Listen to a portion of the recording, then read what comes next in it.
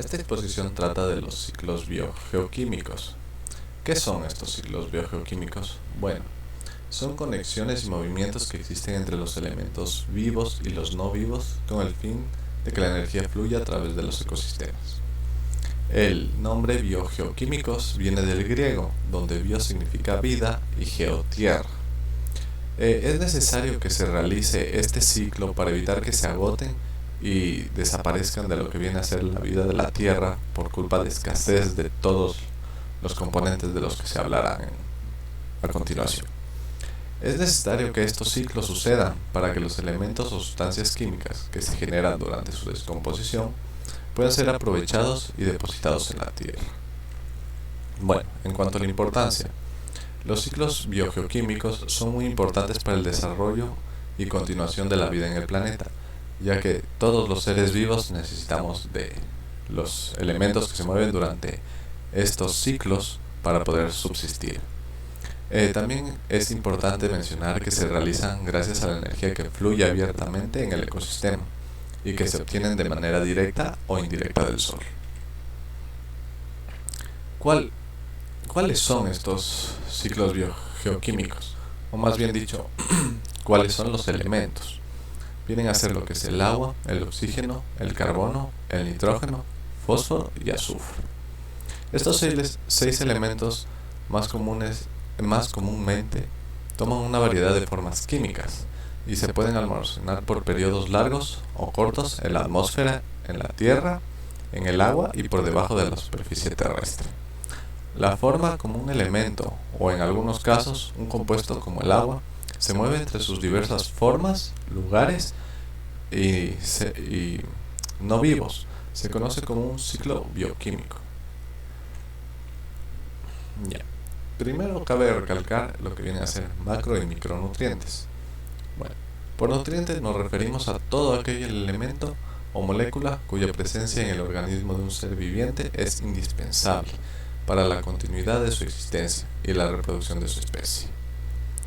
Los nutrientes suelen estar compuestos por aproximadamente 31 y 40 elementos químicos diferentes, y dependiendo de la especie, tanto los nutrientes como los elementos que los componen se necesitan en distintas proporciones. Estos nutrientes se pueden dividir en dos tipos de categorías, lo que viene a ser macronutrientes y micronutrientes.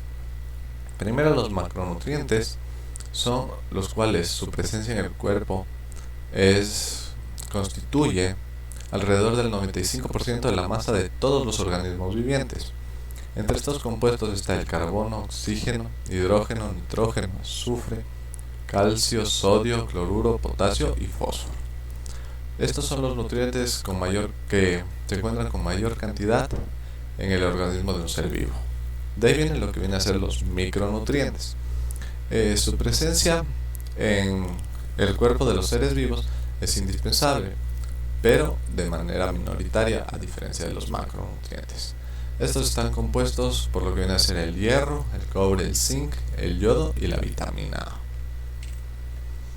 Bueno, el primer ciclo biogeoquímico viene a ser el ciclo del nitrógeno, del cual hablaremos. Bueno, el ciclo del nitrógeno viene a ser todo el conjunto de procesos biogeoquímicos por los cuales pasa el nitrógeno para poder cambiar de forma, y de esa manera se puede embalsamar a la tierra y a los organismos que lo necesiten. Bueno, en los puntos importantes tenemos que el nitrógeno es un componente esencial en los cuerpos de los seres vivos. ¿Por qué se da esto? Porque el nitrógeno nosotros y todos los seres vivos lo tenemos tanto en las proteínas como en el ADN. También es muy importante mencionar que el nitrógeno se lo encuentra en la atmósfera, en su forma gaseosa, que viene a ser el dinitrógeno. Los 5 procesos por los cuales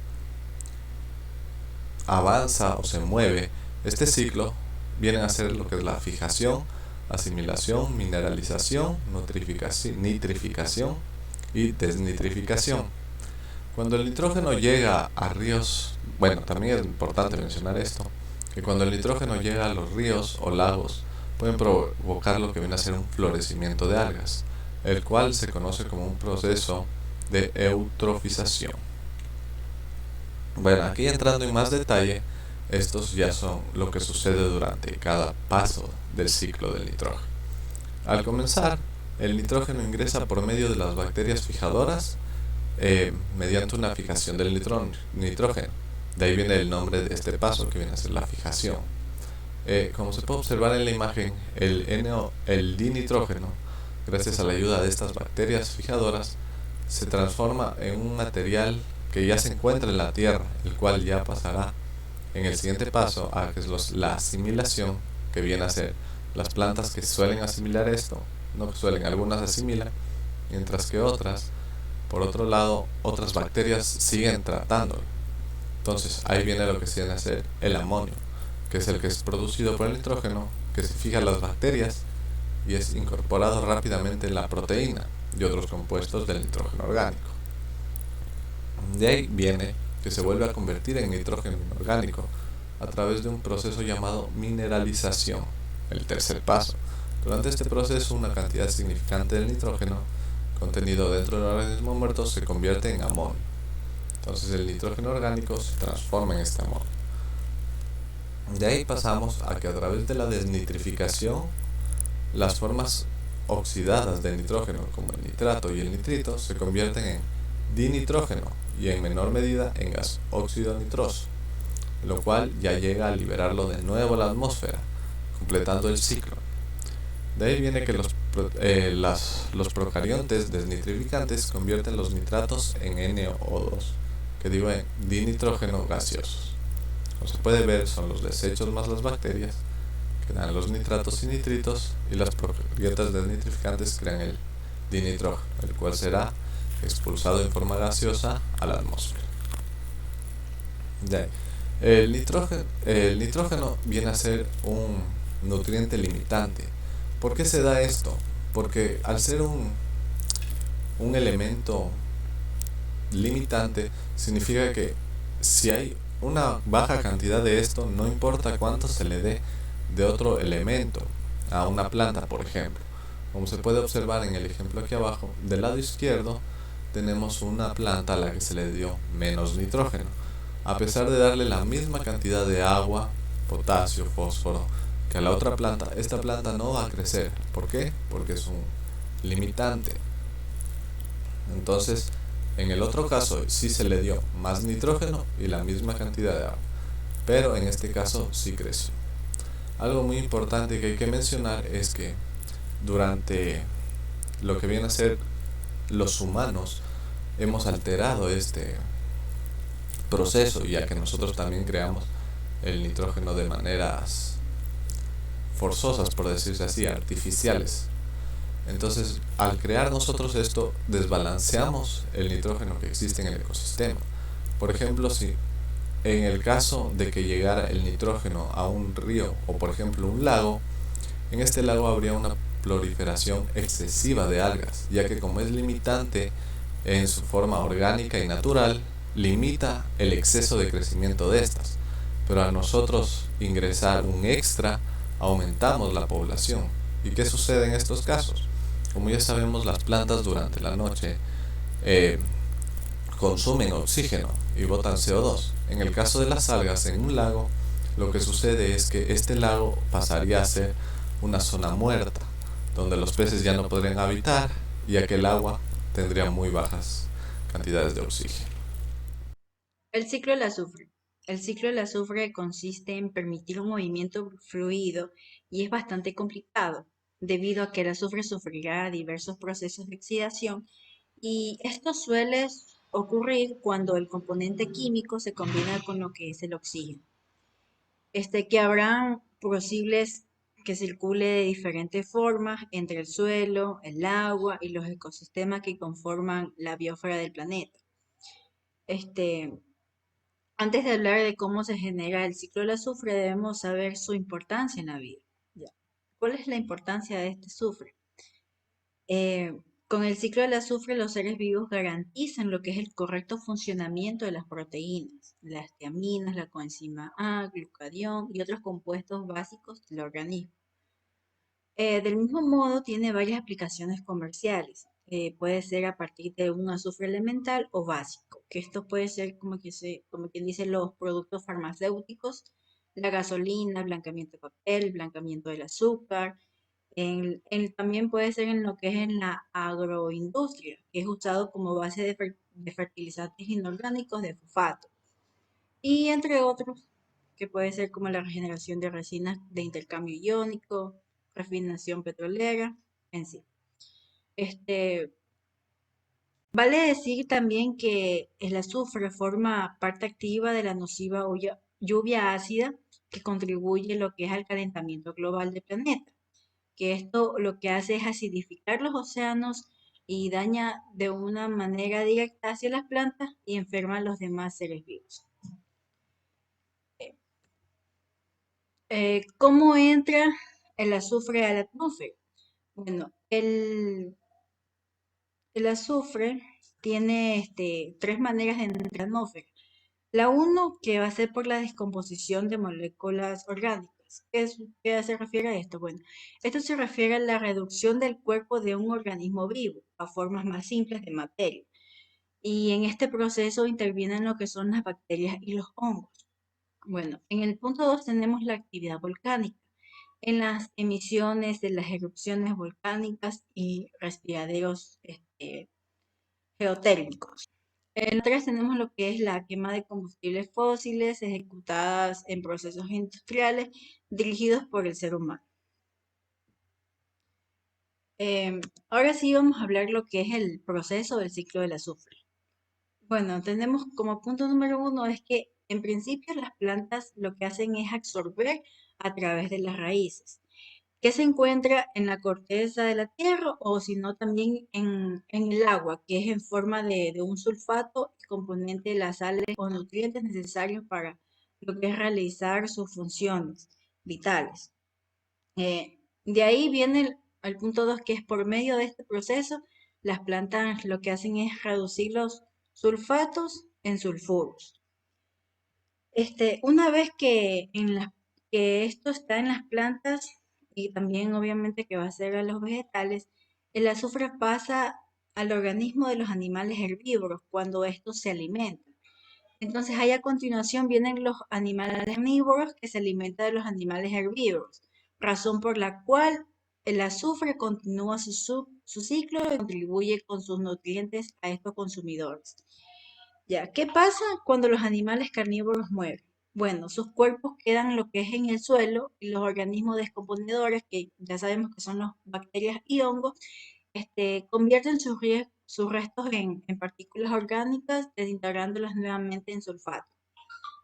Ya, en este proceso lo que hace es que el azufre se oxida para producir el sulfato, que será otra vez absorbido por las plantas por medio de lo que son sus raíces y de esta manera se inicia otra vez el ciclo. Cabe recalcar que también se produce y esparce en el aire con la quema lo que es intensiva de los combustibles de origen fósiles, los incendios vegetales y erupciones volcánicas, que por suerte ya no son tan frecuentes en el planeta. Cuando este compuesto se eleva a la atmósfera y entra en contacto con el oxígeno, entonces ahí lo que hace se va a oxidar hasta producir lo que es sulfatos y caen al suelo y el agua. Y esto se hace por la acción de las lluvias.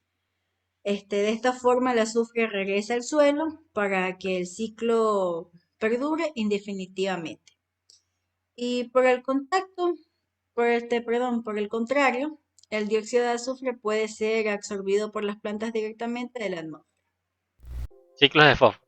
El ciclo de fósforo o ciclo fosfórico es un circuito que describe el movimiento de este elemento químico dentro de un ecosistema determinado.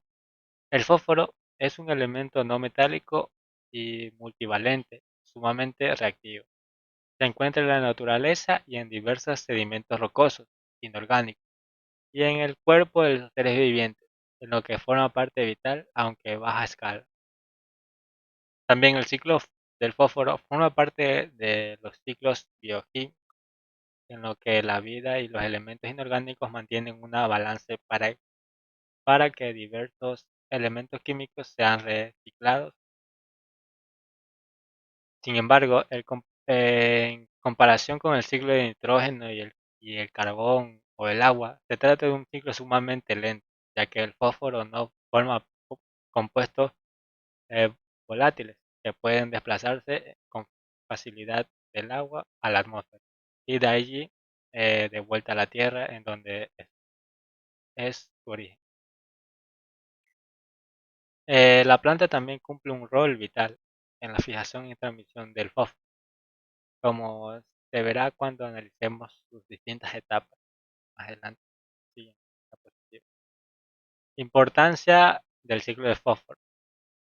El fósforo es un elemento abundante en minerales terrestres, aunque juega un rol indispensable en los seres vivos. Esta poco presente en el cuerpo de los seres vivos, formando parte de las micromoléculas de mayor importancia, como el ADN, el ARN y el ATP. En consecuencia, el fósforo resulta imprescindible para la obtención de energía a nivel bioquímico, así como parte de replicación de la vida y la transmisión hereditaria. El ciclo del fósforo es indispensable para la vida tal y como la conocemos. Etapas del ciclo del fósforo. Hay 4 etapas. La primera, erupción y meteorización. En esta etapa, el fósforo abunda en minerales terrestres que se encuentran en la tierra firme o en fondos del mar. Los efectos constantes de la lluvia, la erupción eólica y solar, así como la acción accidental de las minerías del ser humano, permitiendo que estas reservas de fósforo salgan a la superficie y sean transportadas hasta los diversos ecosistemas. La segunda es la fijación en las plantas y transmisión de los animales. En esta etapa, las plantas absorben el fósforo de los suelos y la fijan en su organismo, tanto en el caso de las plantas terrestres como de las algas y el fitoplancton, que se absorben de las aguas marinas. A partir de allí es transmitido a los animales que se alimentan de las plantas, en cuyo cuerpo también está almacenado. Y del mismo modo a los depredadores de dichos animales herbívoros y a sus depredadores, repartiéndolo a lo largo de la cadena trófica. El tercero es el retorno del suelo por descomposición. Las excreciones de los animales son ricas en compuestos orgánicos, que al ser descompuestos por las bacterias y otros organismos del reciclaje natural, retornan a ser fosfatos, aprovechables por las plantas y transmisibles al suelo. Lo mismo ocurre cuando los animales mueren o se descomponen, o cuando la carroña deja de la cacería es decompuesta. En todos estos casos, los fosfatos retornan al suelo para ser aprovechados por las plantas o para continuar escurriéndose en ríos y lluvias hacia el mar. Por último, la etapa de retorno del suelo por sedimentación. Otra vía de retorno del fósforo del cuerpo de los animales hacia la tierra. Es mucho más larga que la permitida por las acciones de los animales y tienen que ver con la fosilización de los restos orgánicos y el desplazamiento tectónico de las reservas de fósforo de origen orgánico hacia las profundidades de la Tierra. Pero tales levantamientos geológicos pueden demorarse miles de años sin ocurrir. Eh, Alteraciones del ciclo de fósforo. En este el ciclo de fósforo puede ser alterado en gran medida por las interrupciones humanas. Por un lado, la liberación de fósforo por las acciones mineral puede aumentar la presencia de esta materia en superficie terrestre, dado que su extracción por vías naturales eruptivas habría tomado miles de años más. Por otro lado, las acciones de los fertilizantes empleados en la agricultura eh, suponen las inyecciones al suelo de mucho más fosfato de los normalmente recibirá. Semejante efecto del lavado por las aguas de las lluvias o riegos, ocurriéndose hacia los depósitos de agua, los ríos o al mar. Por el aumento del fosfato y el nitrógeno, aumenta también las algas y los eh, microorganismos que lo aprovechan. Este proceso se llama eutrofización, que consiste en el aumento excesivo de nutrientes en el ecosistema acuático y y que provocan el desbalanceo de la dinamia trófica, lo que genera una superpoblación de algas que compiten entre ellas hasta morir masivamente en la orilla. Al descomponerse generan contaminaciones y además aumentan las cantidades de fósforo circulando en el agua marina. Bueno, yo les voy a dar a conocer sobre qué es el ciclo del carbono, cuál es su importancia y cómo funciona. Esto se divide en 4 etapas que vamos a ver mucho más adelante. Comencemos por qué es el carbono. Es un círculo biogeoquímico que intercambia compuestos. Es muy vital para el planeta porque da sostenibilidad a la vida. Se da en la biosfera, pedosfera, geósfera, hidrosfera y atmósfera. El carbono es un elemento químico que no metálico, forma parte de los océanos, rocas, suelos y seres vivos, principalmente de la materia orgánica o biológica, siempre en movimientos. Se encuentra en la atmósfera en forma de dióxido de carbono, que es el CO2. Su mayor reserva se encuentra en los océanos, uno de los ciclos más importantes para el equilibrio de la Tierra. Se divide en ciclo geológico y ciclo biológico. El ciclo geológico es uno de los ciclos más largos, ya que es el intercambio entre el interior y la superficie de la Tierra durante millones de años. Pero el ciclo biológico es corto, es porque intercambia rápidamente el carbono entre los seres vivos con la atmósfera, el océano y el suelo. Ya, hace rato yo les mencioné sobre 4 etapas. Las 4 etapas, como pueden ver, es la combustión. ¿Qué nos referimos cuando hablamos de combustión? Hablamos del calor que se libera hacia el medio ambiente, donde la energía se deriva de la quema de combustibles fósiles. La fotosíntesis, que se da en las plantas, que es un proceso llevado a cabo para alimentarse y que reacciona con dióxido de carbono para la producción de glucosa y oxígeno. De ahí que viene la respiración. Esto se da por todos los seres vivos, ya que liberan la energía por medio de oxígeno conjuntamente con el agua y el dióxido de carbono. Por último, la descomposición o putrefacción, llevado a cabo por los organismos vivos que liberan carbono a la atmósfera por la respiración y el proceso de los desechos de las plantas, animales y otros organismos. Definitivamente el ciclo del carbono es parte con el dióxido de carbono en la atmósfera, ya que por todos lados podemos encontrarlo, que por supuesto es absorbido junto con la energía del sol en el proceso de fotosíntesis de las plantas. Posteriormente, al morir estos seres vivos, el suelo absorbe y por millones de años se transforma el carbono en fósiles y combustibles fósiles.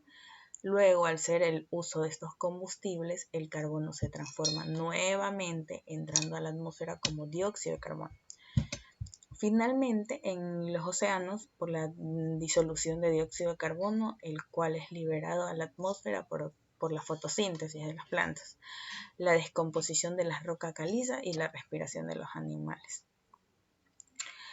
Todo este proceso se repite con el intercambio de todos los seres vivos y reservorios, abarcando el ciclo biológico y el ciclo geológico.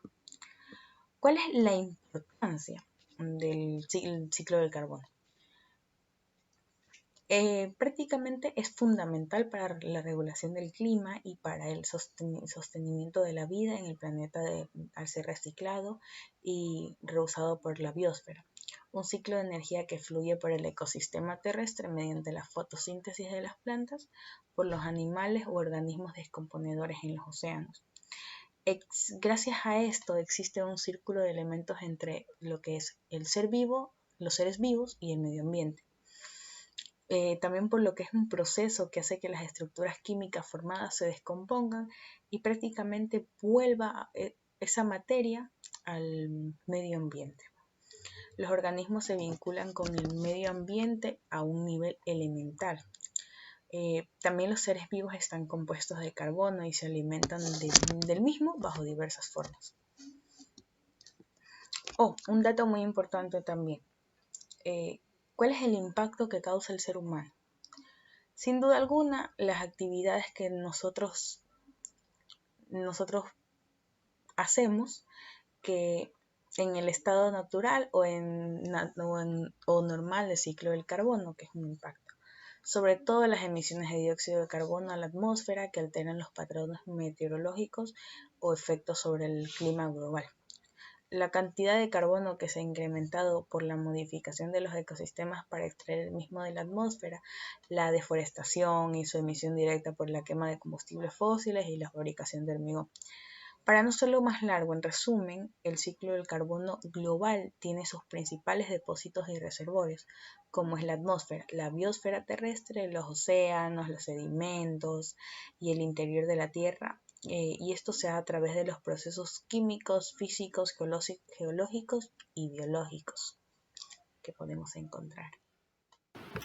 El ciclo del agua. El ciclo del agua está constituido por 5 importantes procesos, del cual viene siendo la evaporación, la condensación, la precipitación, infiltración y escorrentía. El agua en los océanos, es importante hablar de esto ya que se estima que de los 1.386 millones de kilómetros cúbicos que hay de agua en la Tierra, alrededor de 1.338 millones de kilómetros cúbicos son almacenados en los océanos. Esto es alrededor del 96.5%, el cual se estima que de eso los océanos proveen de un 90% del agua que se evapora hacia la atmósfera y que va a servir para los diferentes procesos del ciclo del agua. Existen también corrientes en los océanos que mueven grandes masas de agua alrededor de la Tierra. Estos movimientos tienen una gran influencia tanto en el ciclo del agua como en el clima. El almacenamiento de agua en la atmósfera. Si bien es cierto, la atmósfera no es un importante almacenador de agua, es muy importante en este ciclo, ya que es una vía rápida que el agua utiliza para moverse por el globo terráqueo. Si todo el agua de la atmósfera cayera con forma de lluvia al mismo tiempo, cubriría la superficie terrestre con una capa de agua de 2.5 centímetros de espesor, alrededor de 1 pulgada. El proceso de la evaporación es en el cual el agua líquida de los océanos ingresa a la atmósfera en forma de vapor de agua, regresando al ciclo del agua para seguir los procesos. Diversos estudios han demostrado que los océanos, mares, lagos y ríos proveen alrededor del 90% de la humedad de la atmósfera. El otro 10% proviene de la transpiración de las plantas. La evaporación es el principal proceso por el cual el agua ingresa a la atmósfera. La condensación es el proceso por el cual el agua cambia de estado gaseoso a líquido. La condensación es el proceso por el cual el vapor de agua se transforma en agua líquida. La condensación es importante para el ciclo del agua ya que forma las nubes. Estas nubes pueden producir precipitaciones, las cuales es la principal forma de que el agua regrese a la tierra y pueda seguir el ciclo. La condensación es lo opuesto a la evaporación que la vimos al principio. La condensación del aire, incluso en aquellos días en los que el cielo está despejado y no hay nubes, el agua sigue presente en forma de vapor y gotas demasiado pequeñas como para ser percibidas por la vista humana. Las moléculas de agua se combinan con diferentes partículas, tanto de polvo, sales y humo, lo cual forma pequeñas gotas de nube, las cuales en grandes cantidades crecen y forman nubes. La precipitación, el cual es el proceso en el cual el agua cae en forma líquida o sólida desde las nubes. Líquida en forma de agua y sólida ya viene siendo en forma de agua nieve o granizo. el cual es este proceso de la precipitación es el principal proceso por el cual el agua retorna a la tierra. Vamos a hablar también del agua almacenada en los hielos y en la nieve, ya que esta alberga la mayor cantidad de agua dulce en forma congelada. Generalmente se almacena en los glaciales, en las compas de hielo y en las compas de nieve. La escorrentía superficial. La escorrentía también es un proceso muy importante en este ciclo, ya que la lluvia cae sobre la tierra y esta permite que fluya alrededor de toda ella, y esta corre hacia lo que viene siendo los ríos, los cuales desembocan en los océanos. La mayor parte del agua de los ríos proviene directamente de la escorrentía que fluye por la superficie. Como la infiltración, el movimiento descendente del agua desde la superficie de la tierra hacia el suelo, las rocas porosas. Parte del agua que se infiltra permanece en la capa más superficial del suelo y puede volver a entrar al curso del agua debido a que se filtra hacia el mismo. Otra parte del agua puede infiltrarse a mayor profundidad,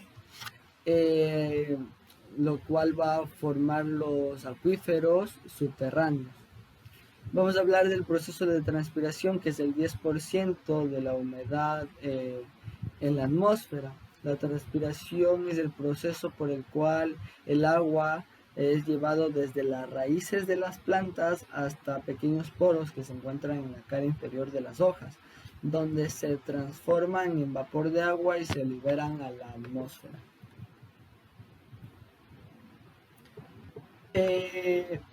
Ahorita vamos a hablar acerca del ciclo del oxígeno. El ciclo del oxígeno es un ciclo bioquímico que consiste en el paso de oxígeno en diferentes formas a través de la atmósfera, lo que viene siendo el aire, la litosfera, lo que viene siendo la corteza terrestre, y la biosfera, la cual es la suma de los ecosistemas. El ciclo gaseoso significa que el oxígeno está depositado principalmente en la atmósfera y no en la corteza terrestre, y es utilizado directamente de ella, lo cual impide que sea combinado con algún otro elemento. El ciclo del oxígeno va a partir a través de las plantas, las cuales crean oxígeno a través del proceso de la fotosíntesis. Al botarlo a la atmósfera va a ser consumido por animales y las plantas, las cuales respiran este oxígeno les sirve este oxígeno para sus procesos vitales, y son botadas en forma de dióxido de carbono, las cuales van a ser aprovechadas por las plantas para seguir sus procesos vitales y seguir en el ciclo del oxígeno.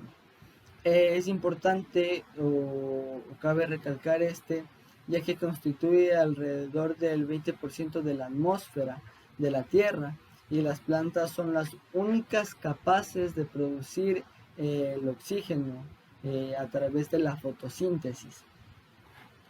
El oxígeno es un elemento químico no metal que naturalmente se encuentra libre en el aire y disuelto en el agua de los océanos. Solo el nitrógeno supera al oxígeno en abundancia en la atmósfera. Eso es todo. Aquí podemos ver un cuadro en el cual se ve el intercambio de oxígeno y CO2 alrededor de toda la atmósfera. Muchas gracias.